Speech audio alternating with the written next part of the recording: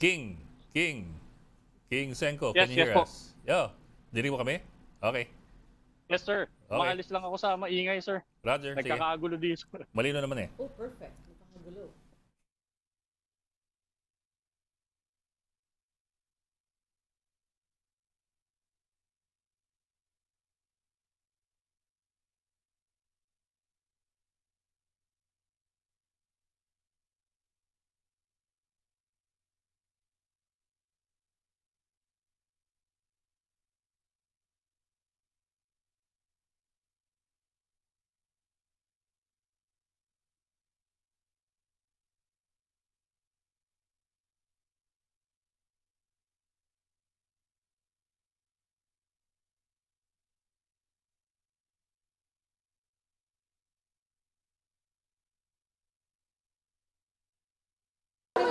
First time niya po.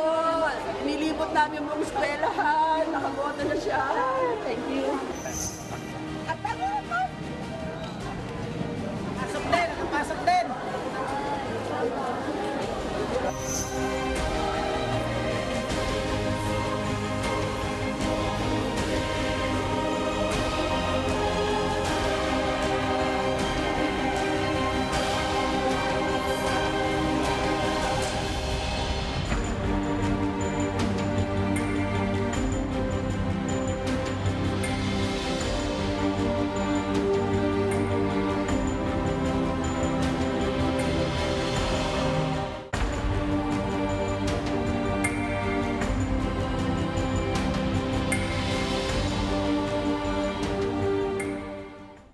This is a special coverage of the Barangay and Sangguniang Kabataan elections. I'm Ed Lingao. And I'm Regina Lay. Join us over the next hour as we give you updates on the first BSKE since 2018. And we head south of Metro Manila, now to Laguna. There was a bit of a scene in one voting precinct earlier. Mobile journalist King Senko is now inside Pedro Laguna now. What happened there, King? That's right, Ed. There was a tension earlier in Santo Niño Elementary School after attorney Melvin Matibag, husband of Laguna 1st District Representative Ann Matibag, and former Secretary General of PDP Laban, alleged election fraud. Hindi kita, hindi, oo, sige, para masaya. Para masaya. Para masaya. Sige, sige, para masaya. Bibigyan na kita. Bibigyan na kita. Palabasin mo na nga yun. Diba nagbibideo ka? Binibideo kami eh. Binibideo ako rin. Binibideo na nga. Tuloy mo yan. Tuloy natin sa presito. Kami dalawa. Presito mo ang dalawa. Walang taras na kami dalawa. Ang dalawa. Nakabideo. Teka, huwag ko eh. Teka, huwag ko eh. Teka, huwag ko eh. Huwag ko eh. Sige, sige. Sige, presito tayo. Gusto ko sa'yo po mo. Sige. Walang taras na rin. Pwede naman. Kakagulo eh, ba't nandito ka sa Matibag? Ibang tawag tayo dito ah.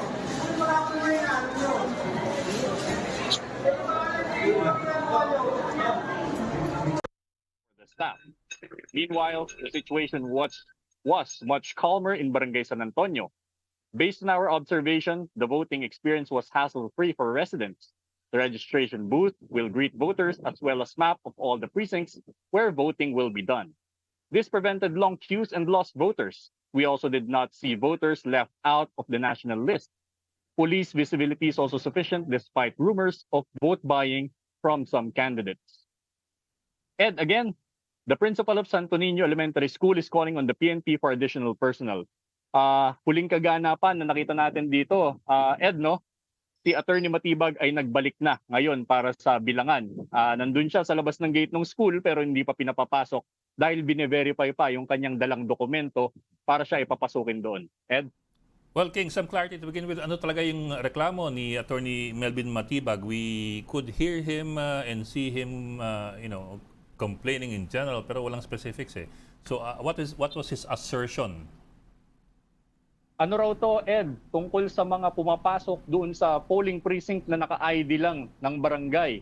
Ang sinasabi po ni Attorney Matibag, dapat hindi makapasok tong mga taong to dahil hindi naman sila poll watcher. At yung isa raw sa tumatakbo dito sa pagka-barangay captain, kasalukuyang nakaupo rin. Kaya yun, dapat daw wala yung mga taong yun. Well, kung totoo yung kanyang assertion, that is also correct. Walang pwedeng pumasok maliban doon sa those who are officially recognized to be in there as well as those who are supposed to be voting. But that is depending nga on whether or not what he saw was really what he told you. Anyway, so narasolve ba na to? Sa ngayon, Ed, ang huli nating nakita ay nandun pa sa labas ng eskwelahan. Si Attorney Matibag kasama ang kanyang mga staff at may dala-dala silang dokumento na kasalukuyang bine-verify pa ng principal nitong eskwelahan ng Santo Niño Elementary School. Ano yung dokumento? Kung ang kanyang reklamo kanina ay tungkol lamang doon sa pagpasok-labas ng mga naka-ID. Ang huling narinig natin, Ed, ay appointment letter. Kung ano nilalaman doon, hindi na natin nakita o nabasa, pero may kausap din na attorney from COMELEC, si principal ng Santo Niño Elementary School. Okay. So in general, maliban din sa kaso ni Attorney Melvin Matibag, wala nang ibang untoward incidents din sa lugar na pinuntahan mo? Earlier, nandun tayo sa San Antonio Elementary School, katabing barangay lang nito, Ed, no? May mga rumors o mga bulong-bulungan doon na meron daw magbibigay ng pera, salapi, no? Sa mga ilang botante na mahigpit binabantayan ng mga poll watchers. At nakita rin natin na ang kapulisan ay visible dun sa lugar na yon. Sa katunayan ngayon, ginagawan ko lang ng paraan, Ed, pabalik tayo doon para tignan kung ano nangyari na rin sa eskwela na yan. Bakit mo nasabing may bulong-bulungan? Paano ka nabulungan? Narinig ko eh. Pagdaan ko, minsan nagkukumpulan doon, tinanong ko kung anong hinihintay nila. Naghihintay daw sila nung SOP. SOP? Aha, okay. Alam nilang reporter ka? Hindi naman? Nung mga time na yon, naka-jacket po ako. Hindi pa kita to, tong suot-suot ko na to. Okay. Sige, mag-iingat ka sa mga ganyan. Okay, mag-iingat po. Okay, maraming salamat King Senko reporting live from Laguna. Counting is now underway in most precincts nationwide. What should we expect? Watch this. Voting for the Barangay and Sangguniang Kabataan elections ends at 3 o'clock in the afternoon on October 30. After that comes the crucial process of counting the votes. 3 barangays will conduct automated elections for the first time. These are Barangay Pasong Tamo in Quezon City and Barangays Paliparan 3 and Zone 3 in Dasmariñas, Cavite. Meanwhile, the rest of the country will conduct manual elections. Before the actual counting, the Board of Election Inspectors will conduct an initial check of the ballots without unfolding them. This is to ensure that there are no duplicate ballots and that the number of voters match the number of ballots. Afterwards, the ballots will be opened and grouped into piles of 100. The chairman will then read the names of candidates and the position they were voted for, marking each counted ballot. These votes will be tallied and recorded in the returns. When only a first name or last name is written on the ballot, it will still be counted as long as there are no other candidates with the same name. However, if there are candidates with the same first or last name and one of them is an incumbent, the vote will go to the incumbent. A ballot with 2 or more last names of different candidates is considered invalid unless one of the surnames is the name of an incumbent. In that case, the vote counts for the incumbent. Ballots with nicknames or terms of affection are valid if accompanied by the candidate's first name or surname. Ballots that contain only initials or don't sufficiently identify the candidate are considered stray votes, but this doesn't invalidate the entire ballot. Likewise, votes for disqualified candidates are also considered stray votes, and just the same, this does not invalidate the ballot. However, any ballot that clearly appears to have been filled out by 2 different persons is totally null and void. In case of discrepancies between the tally and election returns, a recount will be conducted. All counted ballots are placed in an envelope, sealed, and stored in the compartment of valid ballots. Election inspectors must prepare 6 copies of the return, which will be given to the City or Municipal Board of Canvassers, the election registrar, and the COMELEC. Once the election returns are completed, the chairman of the election inspectors will publicly announce the total votes each candidate received in the polling place. They will also issue certificates of the number of votes received by the candidates. Despite the manual conduct of this year's BSKE elections in most localities, COMELEC Chairman George Garcia is optimistic that it won't take long before the winners are proclaimed. Pag automated, mga bandang 6 o'clock, may proclamation at po doon. Wala po itong transmission ng results sapagkat wala naman po ita-transmit ng result electronically. Ang mangyayari po, pagkatapos ang pagbilang yung po SD cards ng mga makina ay dadalhin po doon kung saan ang canvassing area. Manual uploading po ang tawag doon. Sasama-samahin ng mga boto at yun ang mag-print at magiging basihan. Samantala, pag po manual election, baka po abutin tayo ng 9 hanggang 10 o'clock yung mismong proklamasyon. Mobile journalist Francis Sorsio, We Are One News. Residents in Embo barangays voted as Taguig residents for the first time. But several of them got confused where to vote after the change in jurisdiction. Mobile journalist Julie Baiza has the report and joins us live over the phone. Good afternoon, Julie. What do you have? Ano nangyari?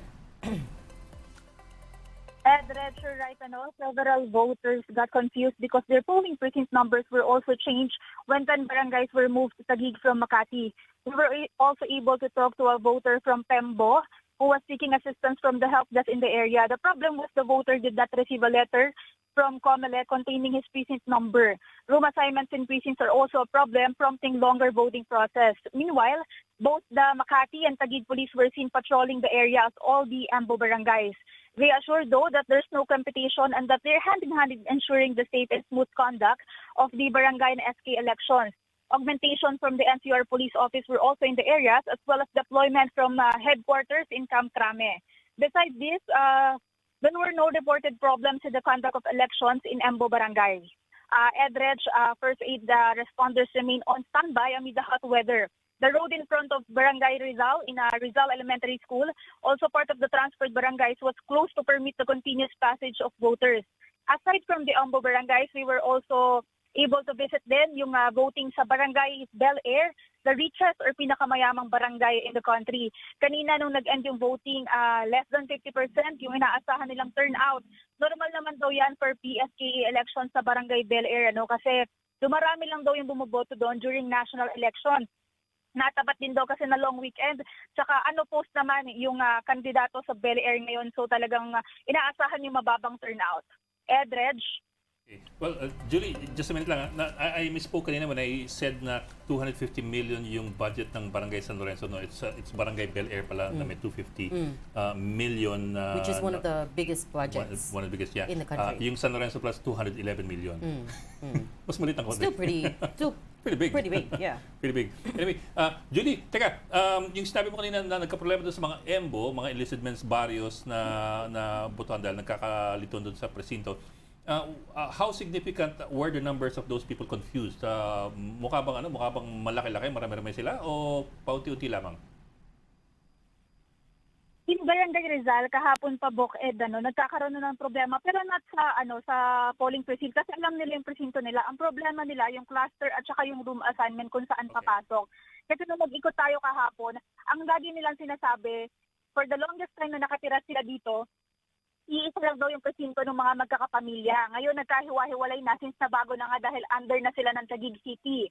So ang problema nila, paano bukas, ano nga ngayong araw yung magiging proseso. Hanggang kanina yan pa rin yung problema in Barangay Rizal at saka dito sa Pembo.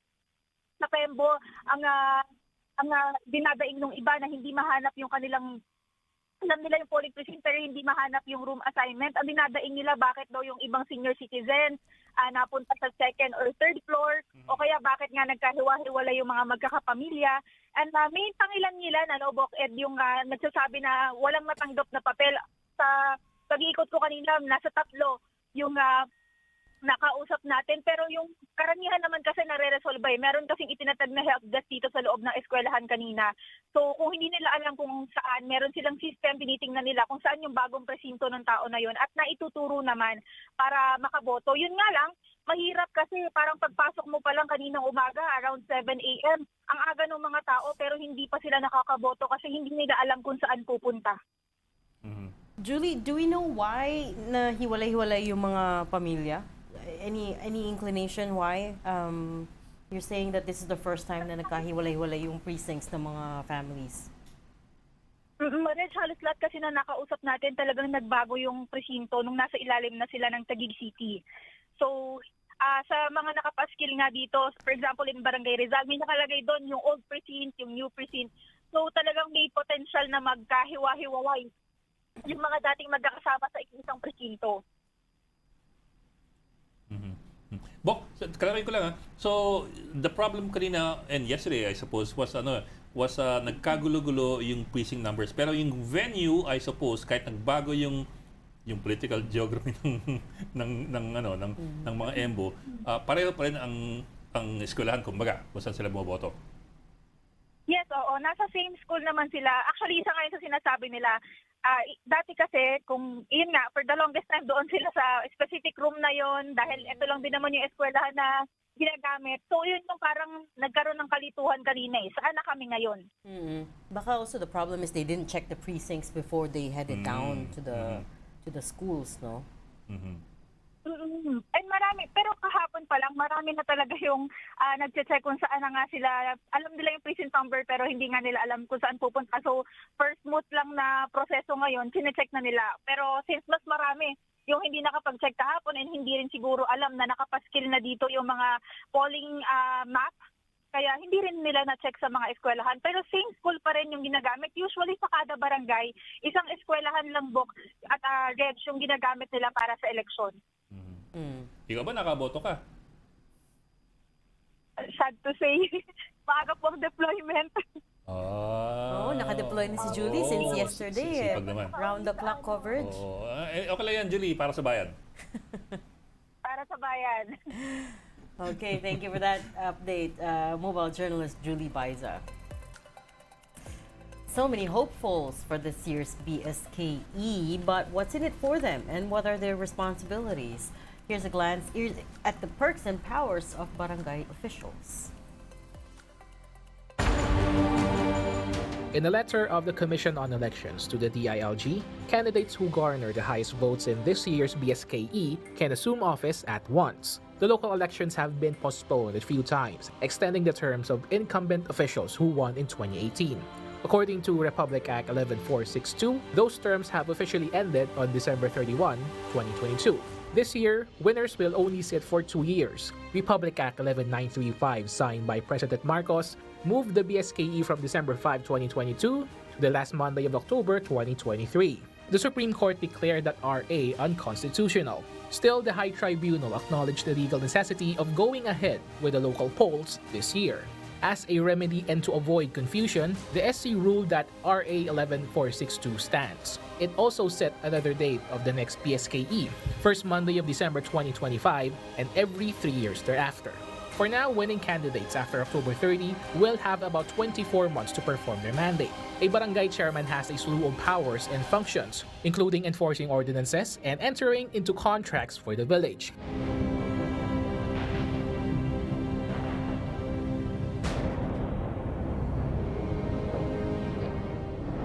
The chieftain also has the power to appoint barangay officials, prepare the annual budget, greenlight spending for the barangay, and activate a special group in times of emergencies.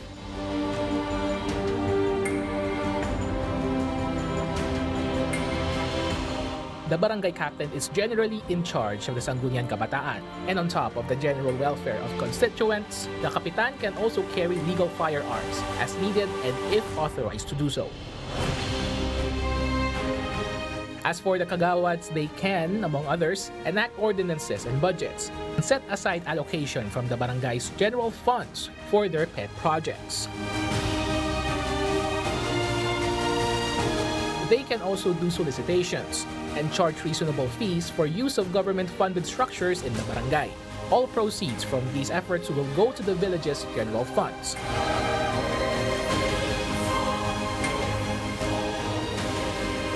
Here are the other functions of Sangguniang barangay members.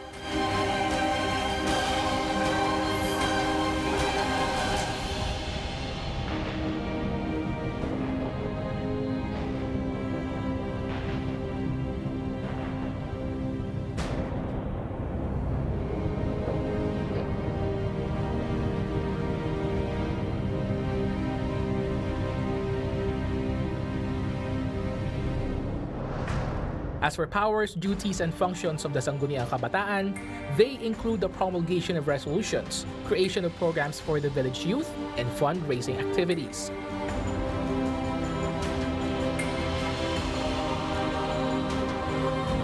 The SK will also be under the supervision of the barangay captain and Sangguniang barangay members.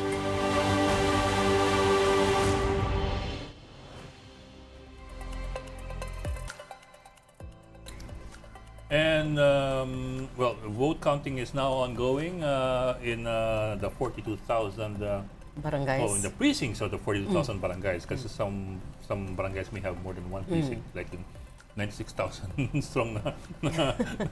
Well, I think it's Barangay 176 of Caloocan City. Baka abot na ng umaga. Bukas yung kanilang bilangan. So medyo mahaba-haba yan. Anyway, now Barangay 76, on the other side of the coin, in Caloocan City, Barangay 76 is the smallest barangay in the Philippines with only 2 residents. That's according to the report of the Philippine Center for Investigative Journalism. Now, let's call in mobile journalist Francis Orcio again. Francis, kamusta ka dyan?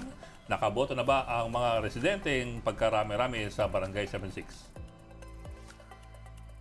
No, actually, kakatapos lang 76. And as of sila magtali ng box. Napuputol-putol ka. Maybe you could, can you hear me?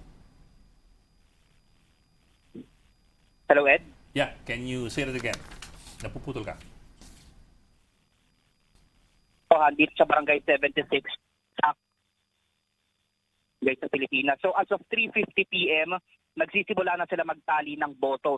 So, dahil nga walang eskwelahan dito sa may Barangay 76, itong botohan nila ay ginanap nila sa Gomburza Elementary School na ang located naman siya sa Barangay 74. So, dito nila ginanap sa Barangay 74 yung botohan nila dito sa Barangay 76.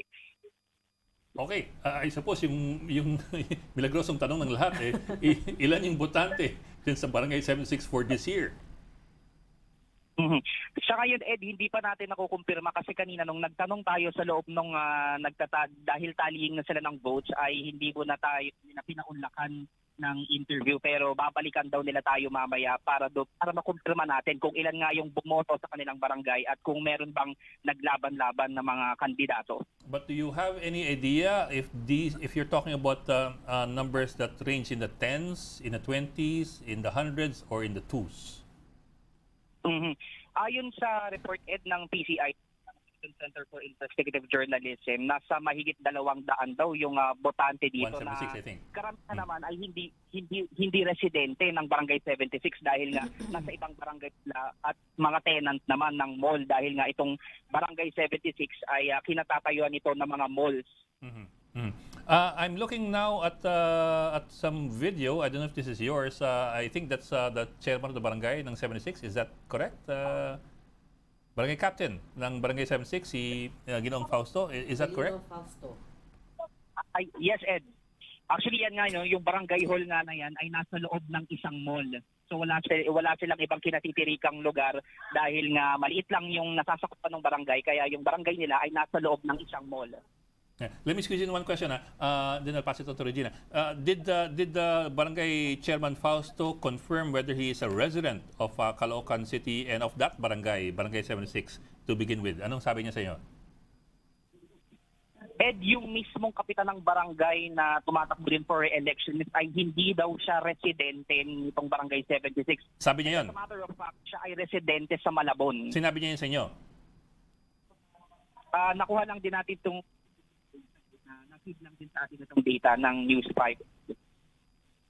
Sorry, medyo na-choppy ka doon. Sinabi sa inyo yun ni Ginoong Fausto mismo or anong anong konteksto nito? Nakalap lang din natin yung data, Ed, mula sa News 5 dahil nung pinuntahan natin kanina yung barangay ay sarado. Okay. Nakausap natin yung mga ibang tenant doon, yung mga nandoon sa mall. Sabi, bukas pa daw magbubukas kaya hindi natin nakausap ng harap-harapan. Okay, si Ginoong Fausto Bali was interviewed by News 5. We'll get back to that later. Reg, anything And this you is a question that we've had since kanina when we spoke to Comelec spokesperson Attorney Rex Laudianco. What are they expecting now, Francis? Kamusta na ngayon? So nag-close na yung precincts. Their tallying is going on. Do they have any expectations in terms of the proclamations? Mga around what time? Kasi of course it's a large municipality. Wala pa tayo nakuha ng kanyang datos, Regina, dahil na kanina hindi pa nila tayo pinaunlakan ng interview. Pero babalikan daw nila tayo para doon sa pinaka-latest na data na ibibigay nila kung sino yung nanalo o kung may naglaban ba o lumaban doon sa re-electionist na candidate. Okay. Balikan ka na lang namin, Francis Orcio, for the updates. Thank you for that. Maraming salamat. Francis Orsio, ang isa sa ating mga mojos. Now, vote counting is on for the BSKE. Let's get an assessment on how voting went from the Parish Pastoral Council for Responsible Voting. And joining us now is PPCRB National Coordinator Arwin Serrano. Sir, magandang hapon and thank you for joining us this afternoon. Yes, thank you also, Ed, and also to Regina, and also to our televiewers and listeners. Sir, of course, general question first. Your assessment of the day as far as, everything from turnout to the conduct of the elections. Generally, okay, peaceful, and also orderly, except for a few incidents where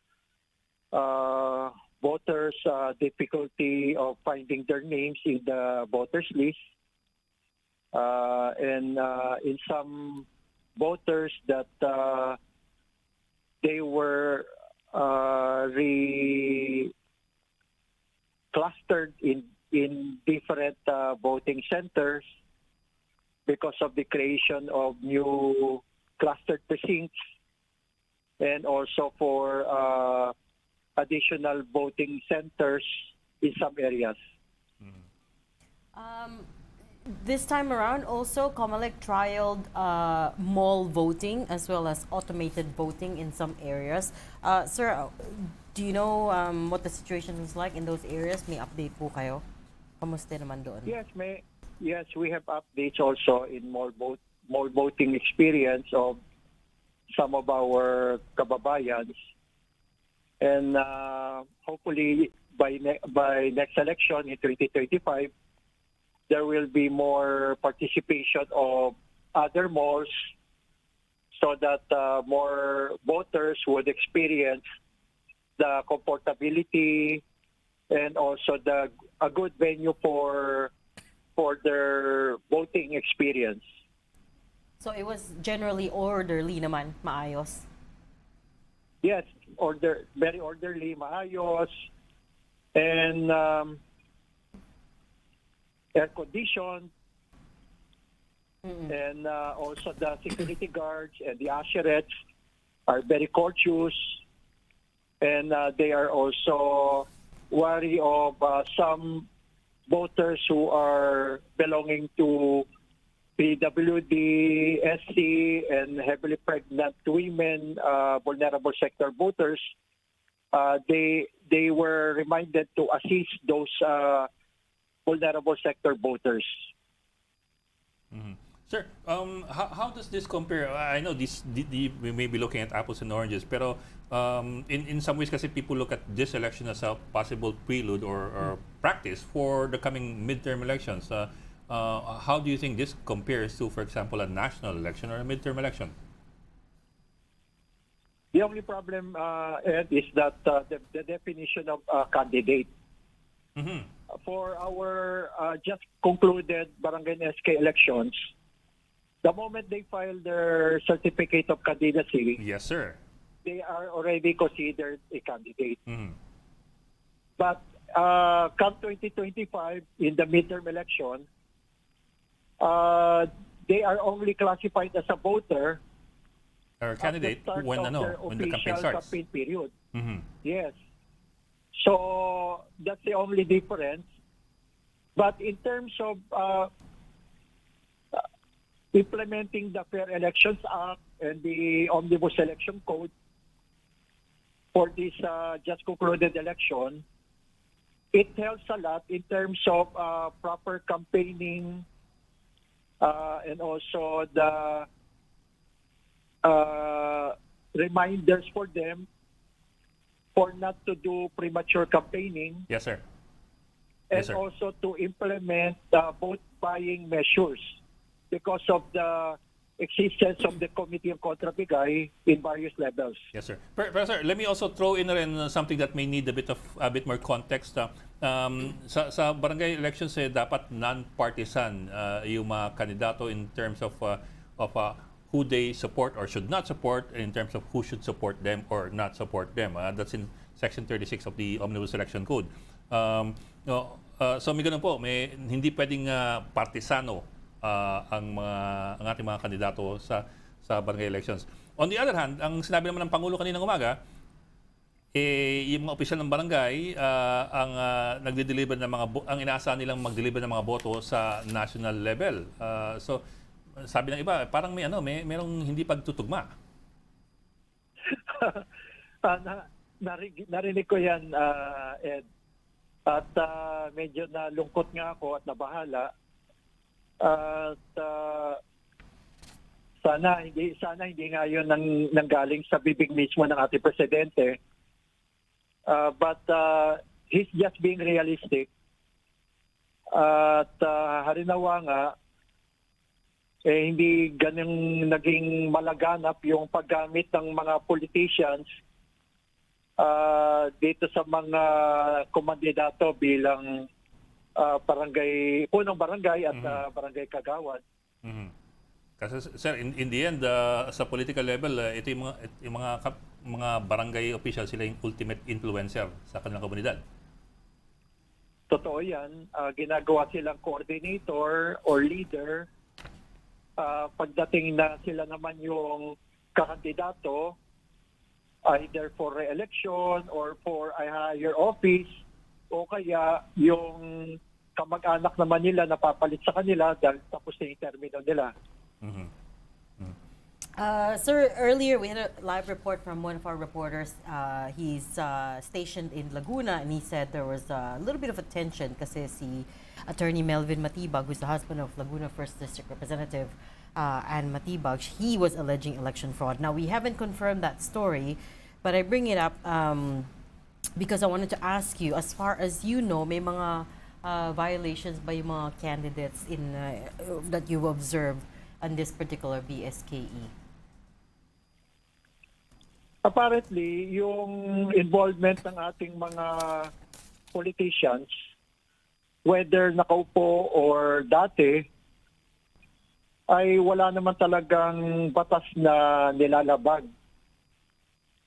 But hindi maganda kasi natingnan na kung sila ay direktamente na nakikipagpulong sa mga kandidato, o kaya tinataas yung kanilang kamay, o kaya nagsasalita sa entablado during the campaign period, makaka-create yan ng negative image sa part ng mga botante kasi hindi nga dapat sila nakikialam. Sir, pasingit lang ako sir, bago namin kayo pakawalan.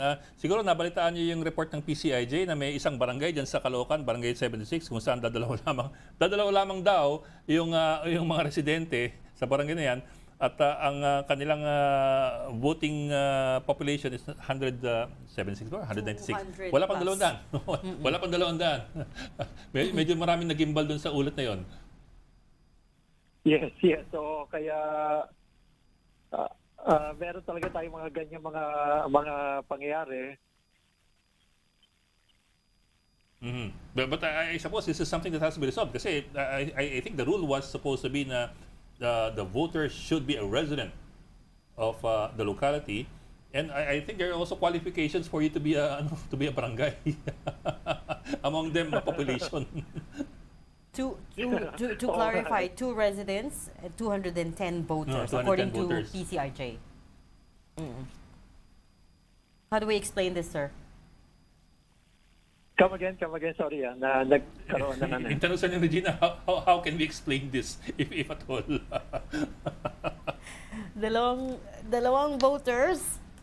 dalawang residents, technically, but 210 voters. That's according to PCIJ. Barangay 76 sa Caloocan. Marami bang ganitong ibang mga instances that, as far as you know? Hindi naman. But let me check on that para tama yung datos natin. Okay. Alright. Well, maraming salamat sa PPCRB National Coordinator Arwin Serrano. Sir, thank you for joining us tonight. We're going to take a short break. One News's special coverage of the BSKE returns in just a few minutes. Stay with us.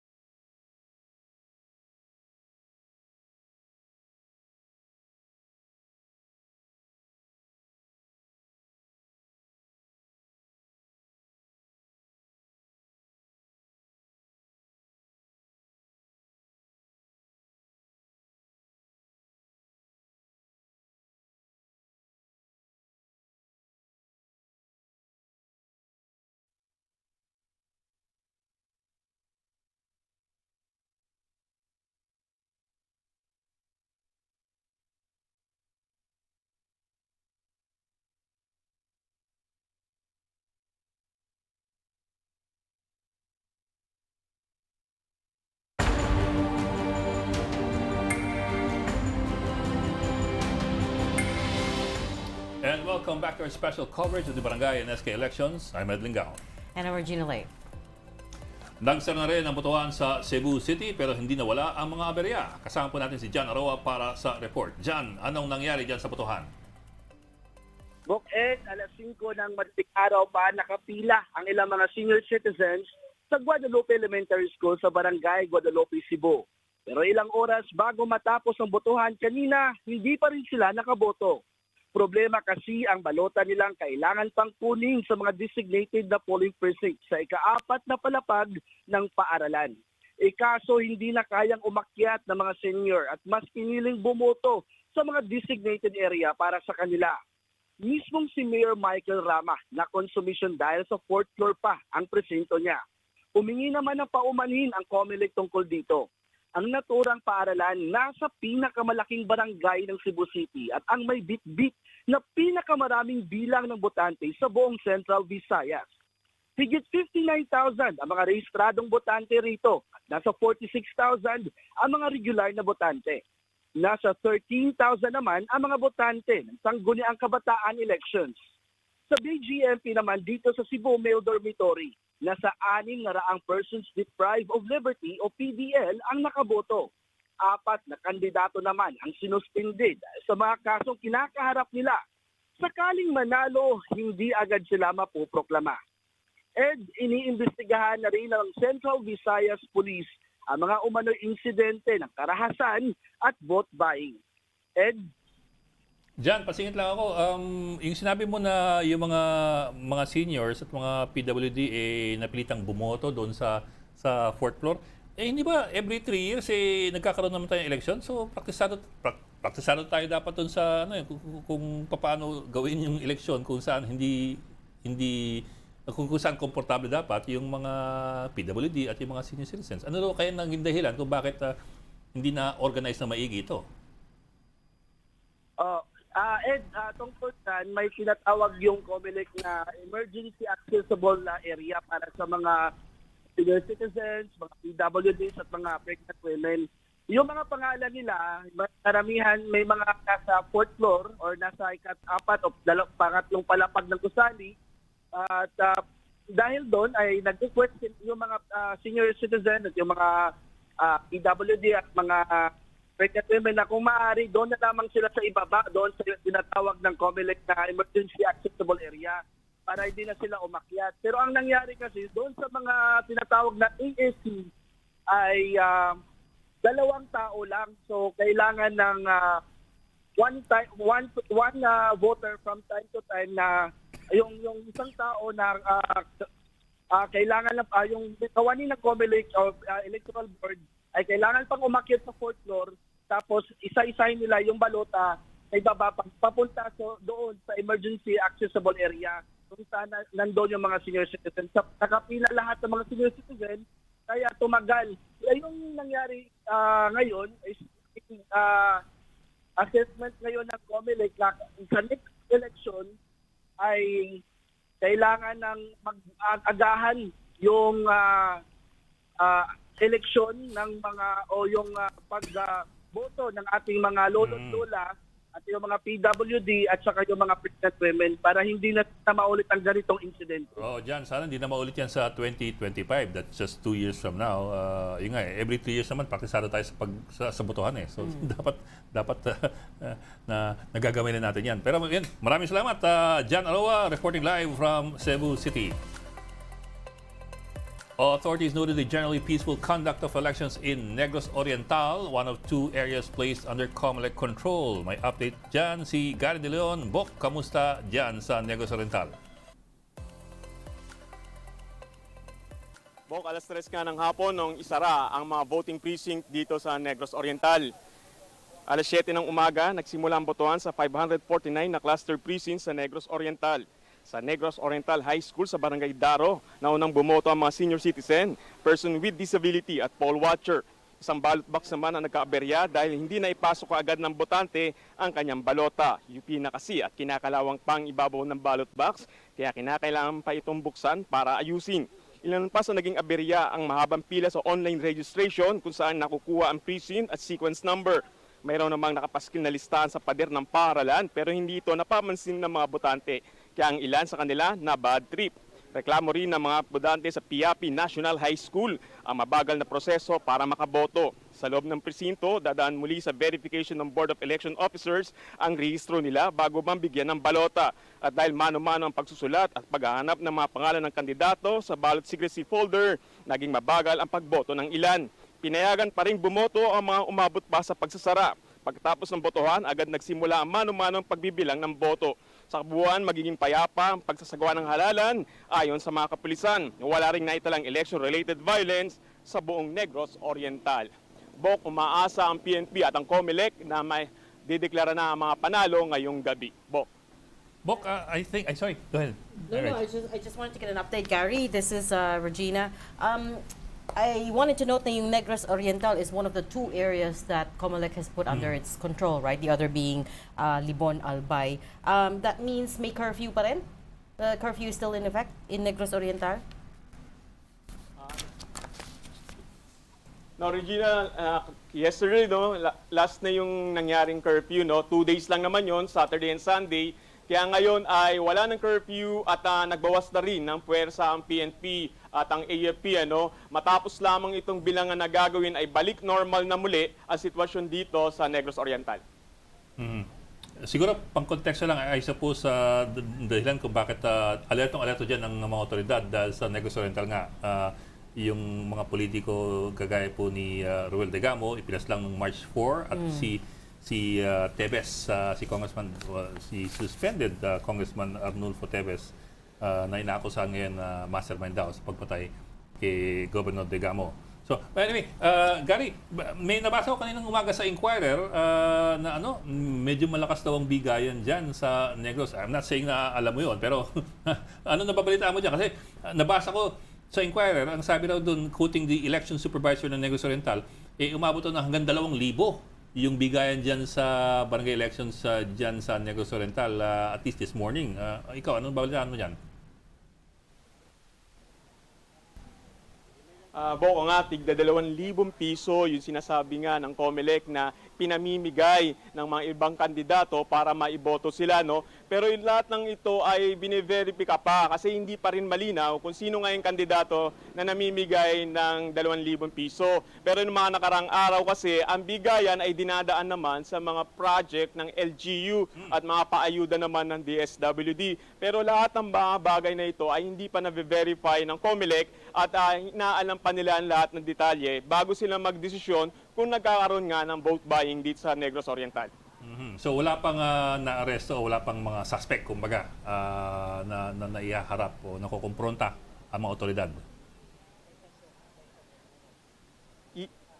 Bali, iisa lang kasi yung parang politiko na barangay chairman tumatakbo sa barangay San Jose.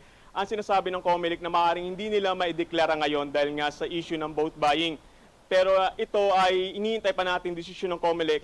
Kung mananalo siya sa darating na halalan ngayong araw, ay mangyayari nga hindi siya maiproklama. Pero kung hindi, ay mananatiling under investigation pa rin ng COMELEC yung sinasabing vote buying sa bayan ng San Jose. San Jose. Konting kwento lang, anong nangyari dyan sa San Jose? Ano yung akusasyon o aligasyon ng COMELEC dun sa post na tumatakbong chairman? Oo, yun na nga yung parang lumilitaw na may 2,000 pisong bigayan sa mga botante. Pero ito nga, sinasabi nga ng COMELEC dito sa Negros, ito ay under investigation at verification pa nila, no? Dahil wala pa namang diretsong nagrereklamo at lumalapit sa kanila.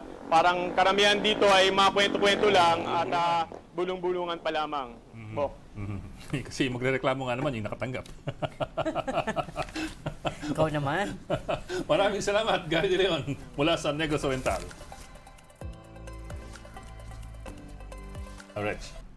Okay, as you said, counting is now underway in most precincts nationwide. 3 p.m. is when the precincts closed for this year's BSKE. The next one will happen. This is the first BSKE in 5 years. The next one being will take place December 2025. And it's interesting to talk to COMELEC as well as PPCRV, and based on what their observations have been for this particular round of BSKE, right? Parang they learned from the previous sessions, from the previous cycles, right? And it's improved now, although of course may We'd like to logistical think issues so. pa rin. Kasi nga, we have elections every 3 years. Oo. So we have plenty of practice.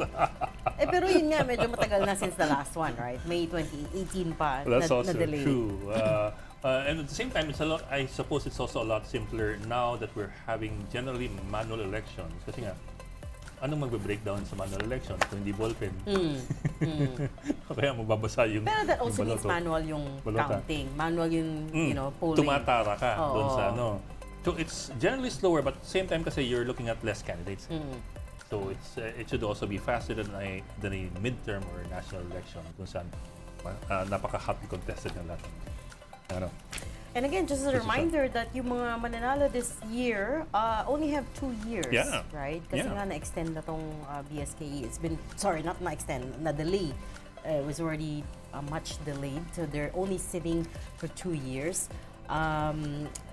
Actually, technically, the Supreme Court declared this unconstitutional, although they decided to, you know, proceed with the local polls this year in any case.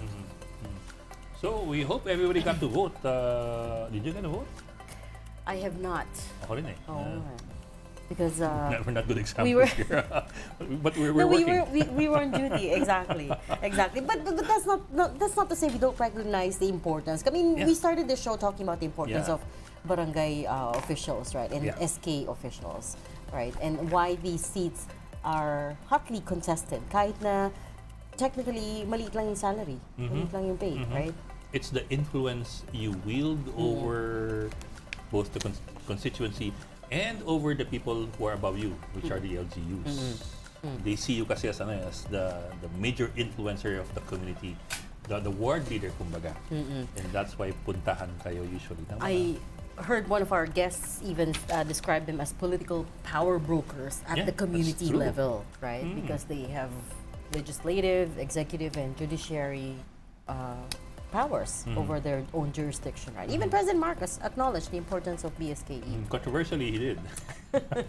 Na medyo Sabi nga ng PPCRB, that was disappointing. No, but he also acknowledged that But it's also a reality. Exactly. Arvin Serrano acknowledged, okay, well, you know, ganun talaga. Yeah, that is what's the reality is on the ground, right? Well, this is the Philippines. For whatever that's worth, it's the Philippines. So, yun na.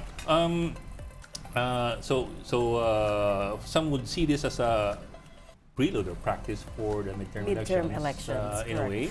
You know what's interesting though is that as far as I know, yung midterm, they're gonna try to make it automated again. Right? Yeah. So I don't know, okay, talking about lessons learned from the previous elections, I don't know how much of the learnings from this time around they can carry over to the next one. In terms of systems, mag-iiba na naman yan eh. Because if you go automated again, it's a different system altogether. Yes, it's faster counting, but it's also a lot more preparation. Correct. Because you're looking at, and of course, I think we're also looking at buying or leasing a new set. Exactly, because of the controversy over the previous provider, right? That and it's really old na. I think we had these machines since what, 2013 ba? Or thereabouts. So it's going 10 years.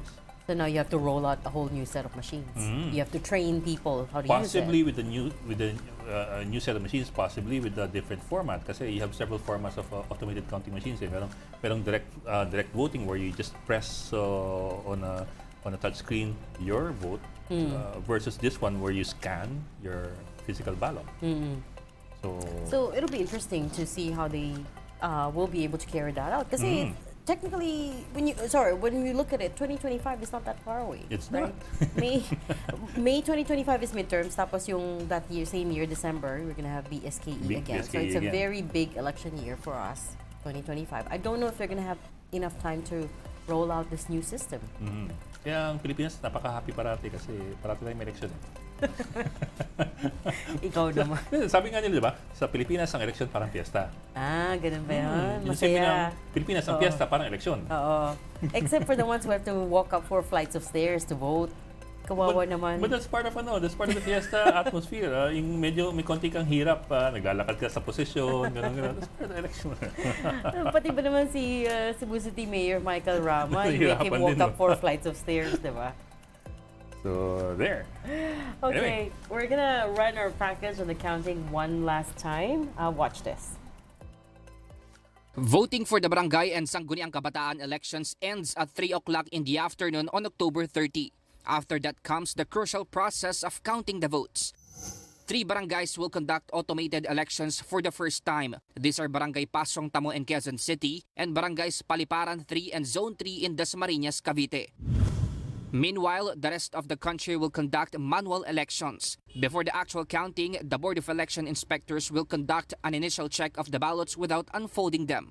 This is to ensure that there are no duplicate ballots and that the number of voters match the number of ballots. Afterwards, the ballots will be opened and grouped into piles of 100. The chairman will then read the names of candidates and the position they were voted for, marking each counted ballot. These votes will be tallied and recorded in the returns. When only a first name or last name is written on the ballot, it will still be counted as long as there are no other candidates with the same name. However, if there are candidates with the same first or last name and one of them is an incumbent, the vote will go to the incumbent.